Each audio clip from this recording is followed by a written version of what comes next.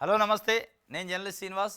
ఈరోజు న్యూస్ అనాలిసిస్లో ముందుగా దిశ పేపర్లో వచ్చిన వార్తలను చూద్దాం.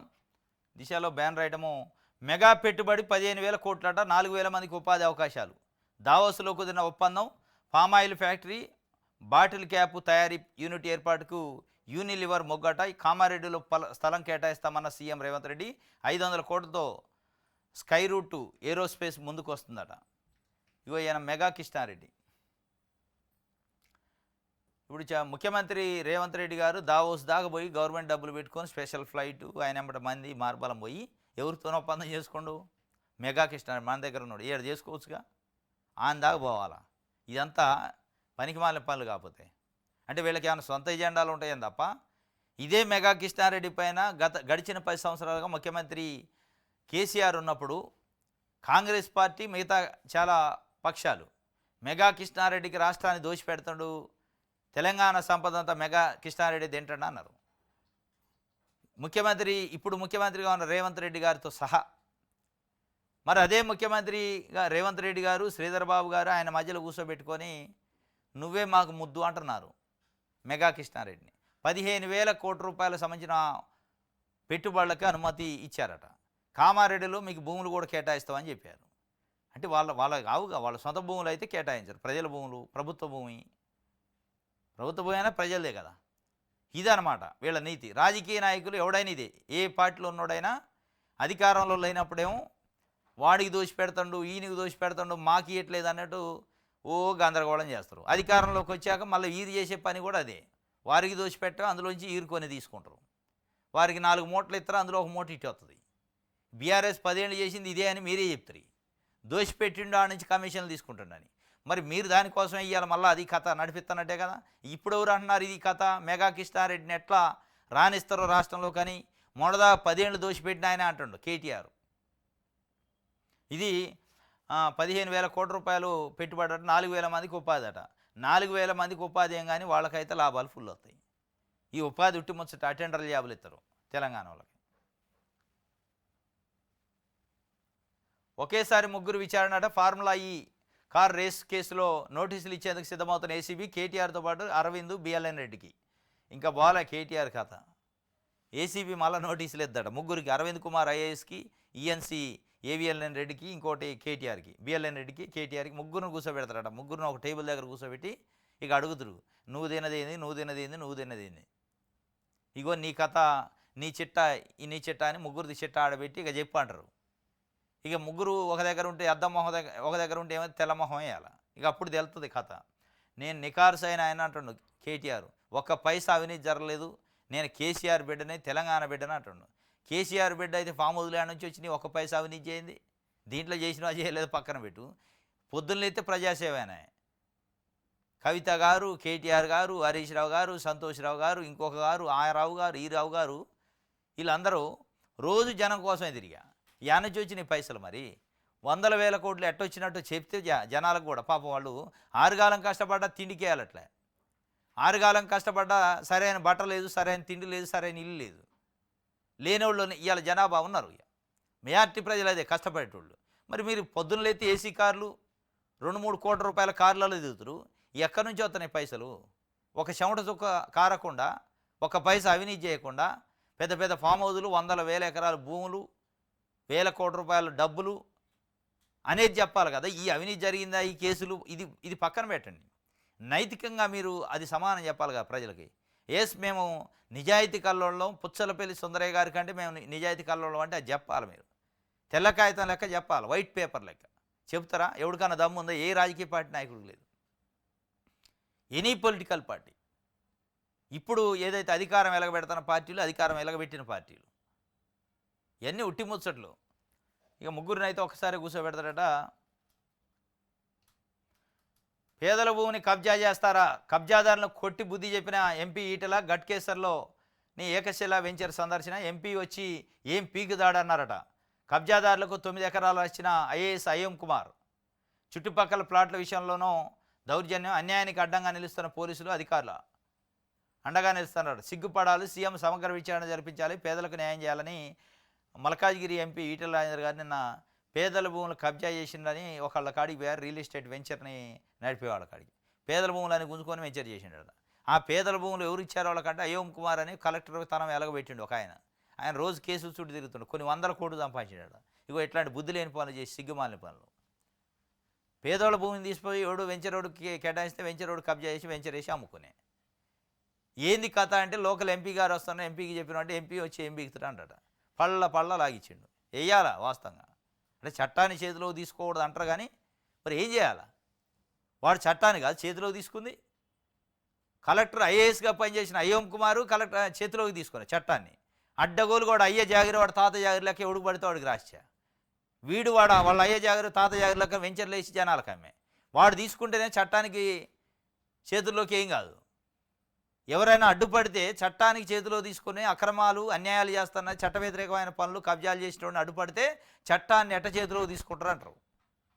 ఒక ఎంపీగా మ్యాన్ హ్యాండిలింగ్ చేయడం కరెక్ట్ కాదు, కానీ అనివార్యమైన పరిస్థితులు ఏం చేయాలి? ఇప్పుడు దాన్ని అడ్డుకోవాల్సిన పోలీస్ యంత్రాంగం అడ్డుకోదు, రెవెన్యూ యంత్రాంగం అడ్డుకోదు, ప్రభుత్వం అడ్డుకోదు. ఏం చేయాలి? ఇక చట్టం తన పని తను చేయకపోతే, చట్టాన్ని ఇంప్లిమెంట్ చేయాల్సిన అధికారి పని చేయకపోతే ప్రజలు చేయించుకుంటారు పని. ఇదే జరుగుతాయి. ఇది పేదల భూమిని కబ్జా చేస్తారని చెంప అయితే పగలగొట్టిండి. నిన్న చెంప చెల్లుని అనిపించింది.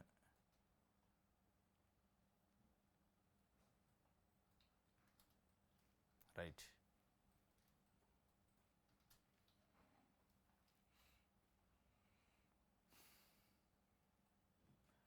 సాక్షి చూద్దాం.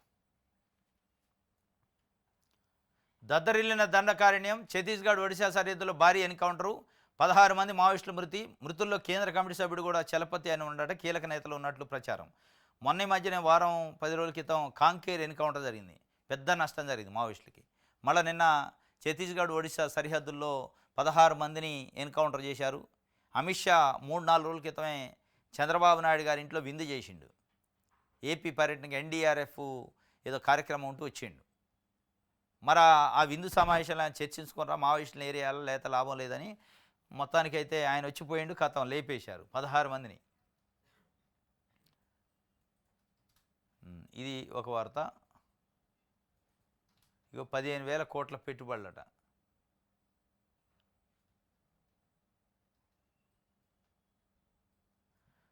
నిర్మాత ఇళ్లలో ఐటీ సోదాలు చేసింది దిల్ రాజు. నిర్మాత plus film development FDC chairman కూడా, Telangana film development corporation chairman కూడా ఉండు. దిల్ రాజు, పుష్ప 2 నిర్మాతలు నవీన్, యలమంచిలి రవిశంకర్ మరికొందరు ఇళ్లలో తనిఖీలే. ఎక్కాలలో 8 చోట్ల 55 బృందాలతో సోదాలు. భారీ బడ్జెట్ సినిమాలకు సొమ్ము సమకూర్చే ఫైనాన్సర్లపైన దాడులు. బ్యాంక్ ఖాతాలు, లాకర్ల వివరాలు అధికారులకు ఇచ్చామన్న దిల్ రాజు భార్య వైగారెడ్డి. మొత్తానికైతే దిల్ రాజు మీద పడ్డది కేంద్ర ప్రభుత్వం ఇన్కమ్ ట్యాక్స్ డిపార్ట్మెంట్. దాదాపు 2,000 కోట్ల పైన వచ్చినాయి పుష్ప 2కి. సుకుమార్ దాని దర్శకుడు, నిర్మాత, వీళ్ళందరూ ఇళ్లపైన 8 చోట్ల ఏకకాలంలో దాడులు జరిగినట్టు మరి ఏమైనా గుర్తించారు? ఈ గమ్మత్తు ఎట్టుంటుందంటే ఐటీ దాడులది హడావుడికి వస్తారు, రైడ్ చేస్తారు, ఏం జరిగింది బయటికి చెప్పరు. మల్లారెడ్డి ఇంటిపైన ఐటీ రైడ్ జరిగింది 16 గంటల పాటు, ఏమొచ్చిందో తెలియదు. పొంగులేటి శ్రీనివాసరెడ్డి ఇంటిపైన కూడా ఐటీ దాడులు జరిగినాయి, ఇంతవరకు అవుట్పుట్ ఏం తెలియదు, బయటికి చెప్పరు. మరి ఏం చేస్తారు? బెదిరించి సెటిల్మెంట్ చేసుకుంటారా, లేదంటే ఏం దొరకలేదా? మరి దొరకలేకపోతే దొరకలేదని చెప్పాలి కదా, అది చెప్పరు. ఈ దిల్ రాజు కూడా అట్లా అయింది, పోయారు ఏదేదో చేశారు కానీ ఏం లేదు.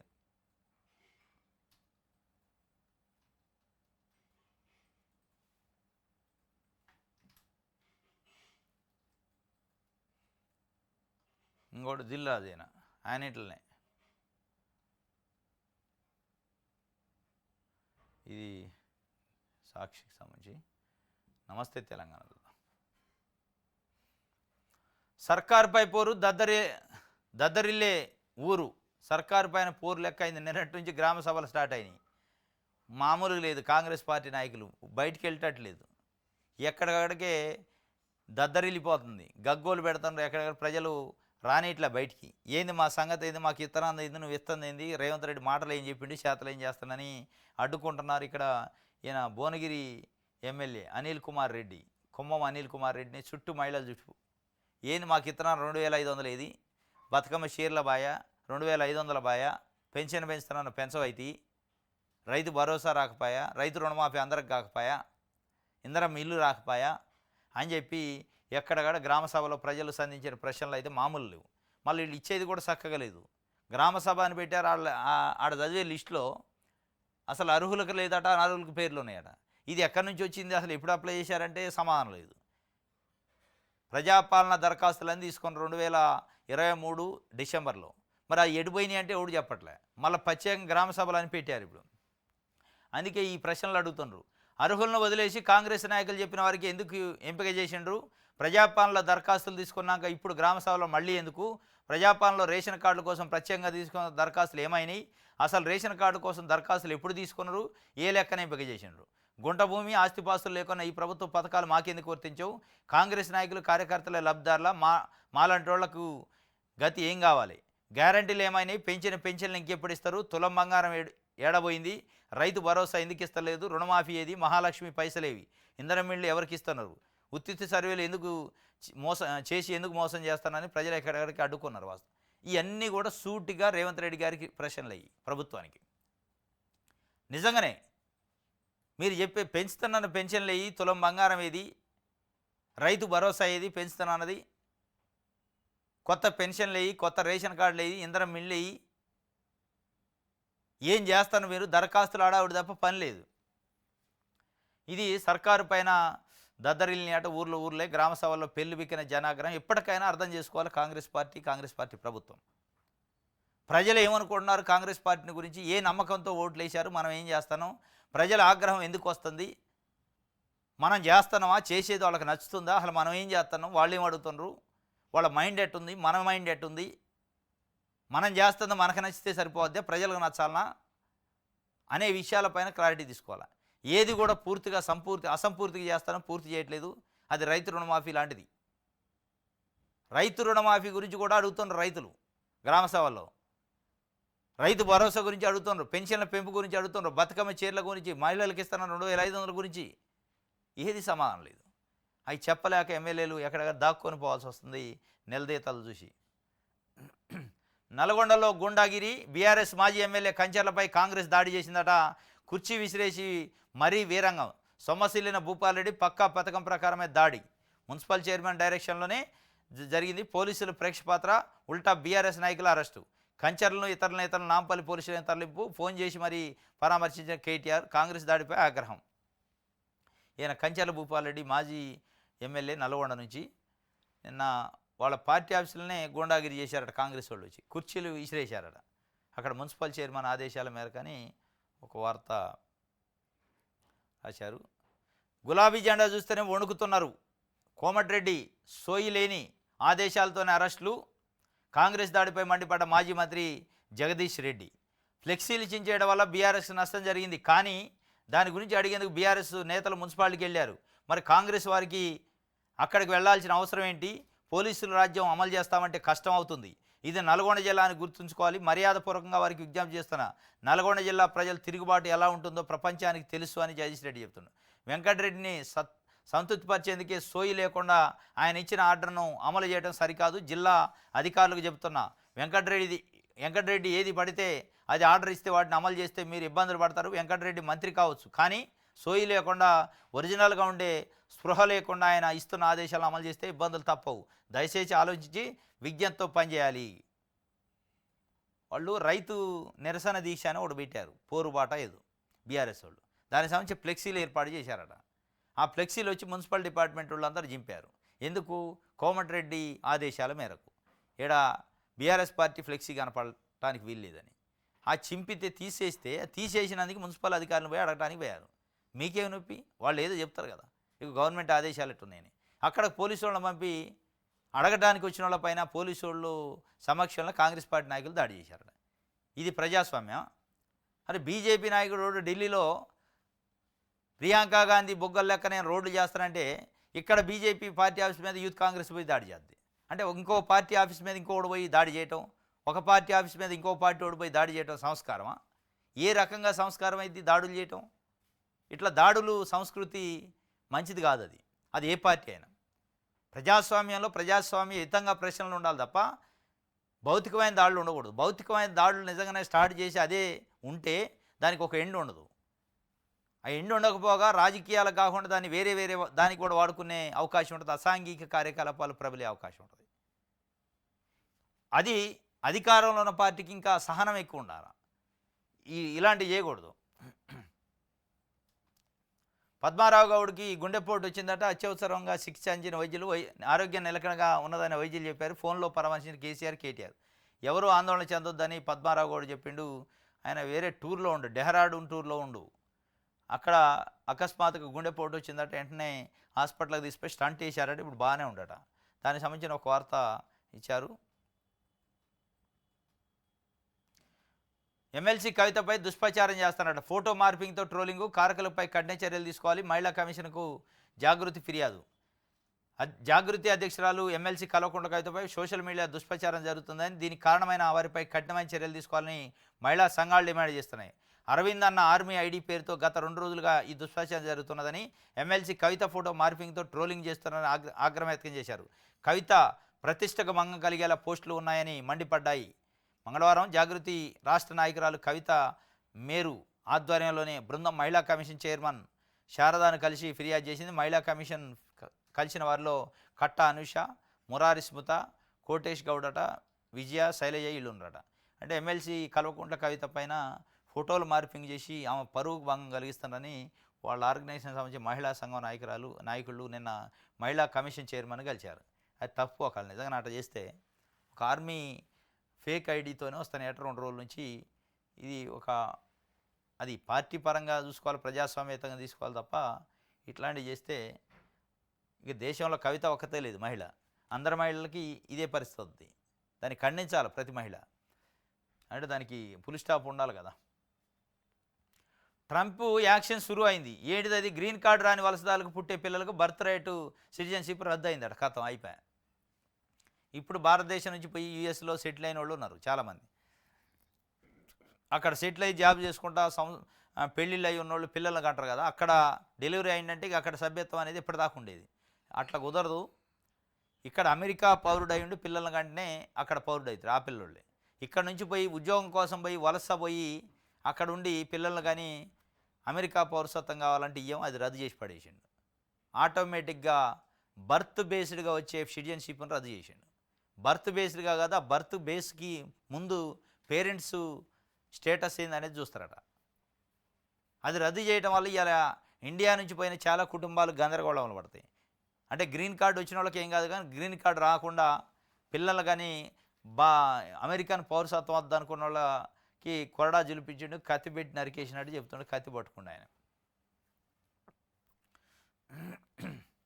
గ్రామ సభల్లో గడబిడ, పథకాల అర్హుల జాబితాలపై అధికారులు నిలిసిన జనం. ఫీల్డ్ ఎంక్వైరీ చేయకుండా లిస్ట్ ఎలా ప్రకటిస్తారు? ప్రభుత్వ ఉద్యోగులను ఎంపిక చేయడం దారుణం. ఒకే కుటుంబంలో 3కి ఇళ్లు కేటాయిస్తారా? తమ పేర్లు రాకపోవడంపై జనం ఆందోళన. ఇంకా ఎన్నిసార్లు అప్లికేషన్లు తీసుకుంటారని ప్రశ్నలు. ఎన్ని ప్రశ్నలు చేసిన వాళ్ళు ఏం చెబుతారు? గవర్నమెంట్ పాలసీయే బాగాలే. గవర్నమెంట్ పాలసీ ఎట్లుండాలంటే 2023 డిసెంబర్లో మీరు ప్రజాపాలన దరఖాస్తు తీసుకొని వాటిని ఆన్లైన్ ఫోటోలు చేసి ప్రతి అభ్యర్థికి మెసేజ్ పంపి మీరు ఈ దరఖాస్తు చేశారు, దీనికి ఎలిజిబిలిటీ ఉంటే ఎంక్వైరీ చేసేస్తామని చెప్పాల్సింది పోయి ఈ గ్రామ సభలు పెంట పెట్టి అసలు ఆ దరఖాస్తులు వెళ్ళిపోయి తెలియకుండా అంత సందర్భం లేకుండా పొంతం లేకుండా సమాచారంతో వచ్చి ఆల్రెడీ గవర్నమెంట్ ఉద్యోగం ఉన్నోడు కూడా రేషన్ కార్డు ఇంధనం బిల్లు ప్రకటించారట. మరి అసలు ఏం పని చేసినట్టు వీళ్ళు, ఎంత కోఆర్డినేషన్ ఉన్నట్టు, ఎంత మంచి పనితనమో ఆడ అర్థమైంది. దీన్ని ఎట్లా నమ్ముతారు ప్రజలు? నమ్మే పరిస్థితి లేదు. బంతరగా ఉంది వాళ్ళ పని.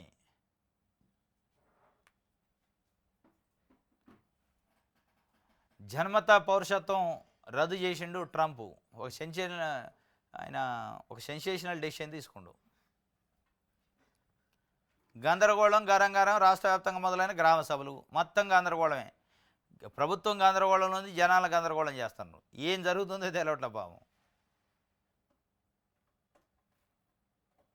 తడాకా చూపిద్దామంటున్నాడు. మహానగరం సమస్యల మయం. అసమర్థ కాంగ్రెస్ ప్రభుత్వాన్ని వదిలిపెట్టద్దు, సమయం వస్తుంది, గుణపాఠం చెబుదాం, సమయం చాలు, సమిష్టి పోరాటమే. హైదరాబాద్ బీఆర్ఎస్ ప్రజలకు కేటీఆర్ దిశానిర్దేశం చేసిండు. తడాకా చూపిద్దామంటే ఏం లేదు. ఆ తడాకా జిహెచ్ఎంసీ మేయర్ పైన అవిశ్వాసం పెడతారట. అవిశ్వాసం పెట్టడానికి టైం వచ్చింది. వాళ్ళ బీఆర్ఎస్ సభ్యులు ఉన్నారు, దాంతోపాటు ఎమ్మెల్యేలు ఎమ్మెల్సీలు రాజ్యసభ మెంబర్లను వాళ్ళందరిని పెట్టి ఏదో చేయాలని చూస్తుంటే దానికోసం చర్చ పెట్టారు నిన్న. అసలు ఏంది మన ఖాతా ప్లస్ లేని మైనస్ లేని పెడితే విన్ అవుతావా లేదా అని చర్చించారు. అదనమాట తడాక. మరి ఇప్పుడు ఏం చేస్తా కాంగ్రెస్ పార్టీ ప్రభుత్వం చూడాలా. మరి ఈ ఈ నువ్వు ఎట్టుందా నువ్వు అవిశ్వాసం పెట్టాలని చూస్తావా అని ఇంకా నలుగురు గుంజే కార్యక్రమం ఏమైనా కేటీఆర్ జాతర అనేది ఇప్పుడు చూడాలి, రంజుగా ఉంటుంది.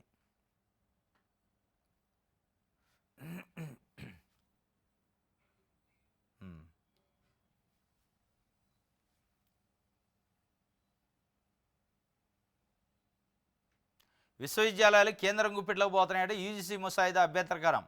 రాష్ట్రాల హక్కులను హరించడమే కేంద్రానికి లేఖ రాయన్న ప్రభుత్వం. వీసీల నియామకాల్లో పాత్రే ఉండదు. ప్రొఫెసర్ల నియామకాల్లో మార్పులు ముసాయిదాపై ముఖ్యమంత్రికి నివేదిక. విశ్వవిద్యాలయాల్లో సంస్కరణల కోసం యూనివర్సిటీ గ్రాంట్స్ కమిషన్ రూపొందించిన ముసాయిదాను వ్యతిరేకించాలని రాష్ట్ర ప్రభుత్వం నిర్ణయించింది. ఈ ముసాయిదా అమల్లోకి వస్తే విశ్వవిద్యాలయ కేంద్రం గుప్పిట్లోకి వెళ్తాయట. ఇది మరీ దారుణం. ఇప్పుడున్న యూనివర్సిటీలకు సంబంధించి వీసీలను నియమించుకునే అధికారం రాష్ట్ర ప్రభుత్వానికే ఉంది. ప్రొఫెసర్లు నియమించుకునే అవకాశం రాష్ట్ర ప్రభుత్వానికి ఉంది. దాన్ని కాస్త యూజీసీ నిబంధనల పేరుతోని కేంద్రం గుంజుకొని వీసీలని ప్రొఫెసర్ని వాళ్ళే నియమిస్తారు. ఇప్పటికే సెంట్రల్ యూనివర్సిటీలు వాళ్ళ పరిధిలో ఉన్నాయి. దీన్ని తీసుకోవాలని ప్రయత్నం చేస్తున్నట. రాష్ట్రం అయితే తీవ్రంగా అభ్యంతరం చెప్పిందట. ఇది ఒక వార్త ఇచ్చారు.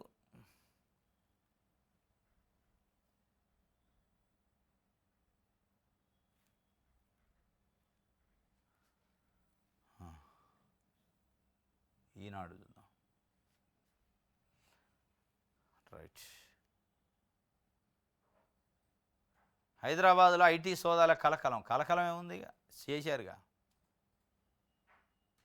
మొదటి రోజు ప్రశాంతంగా గ్రామ సభలో జాబితాలో తమ పేర్లు లేవంటూ అక్కడక్కడ ఆందోళనలు. నచ్చజెప్పి మళ్ళీ దరఖాస్తు చేయించిన అధికారులు. ఈనాడు కళ్ళున్నాయో పోయినాయో తెలియట్లే. ఎక్కడ పడితే అక్కడ గొడవలు అయితే మొదటి రోజు ప్రశాంతం అని రాసిండు. ప్రశాంతంగా ఆడదాని ఏ ఊర్లో కూడా గొడవైనా, ఏదో కొన్ని ఊర్లో తప్ప. ఇలా పనితనం అటు ఉంది, ఇలా పాలసీ కరెక్ట్ లేదు, దాన్ని అమలు చేసే అధికారులు కరెక్ట్ లేరు. లిస్టు పట్టుకొచ్చి చదివారట. అది ఎక్కడి నుంచి వచ్చింది, ఎక్కడ ఎంక్వైరీ చేశారు, ఏం చేసి తెచ్చారు అని జనాలు అడుగుతున్నారు. ఆ లిస్టులో రావాల్సిన అర్హత ఉన్నోడికి ఏమో రేషన్ కార్డు లేదు, ఇంద్రమిల్లు లేదు, అర్హత లేనోడికి అడగనోడికి వచ్చిందట. అంటే ఏం చేసినట్టు, మీరు ఏం విచారణ చేసినట్టు, ఏం పని చేసినట్టు, ఏం ఎక్సర్సైజ్ చేసినట్టు. దానికి మొదటి రోజు ప్రశాంతంగా జరిగిందని రాసిండు ఈనాడు.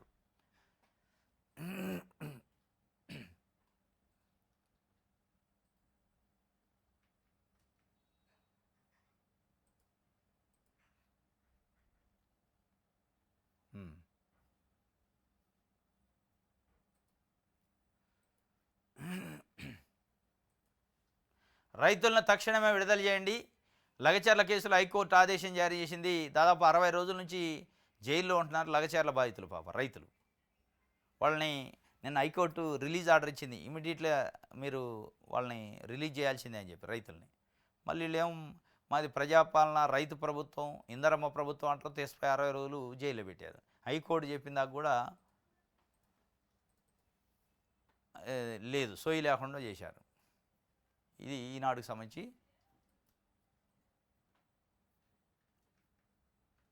రైట్. ఇది ఈరోజు న్యూస్ ఛానల్స్. రేపు తాజా వార్తలతో తిరిగి కలుసుకుందాం. Thank you.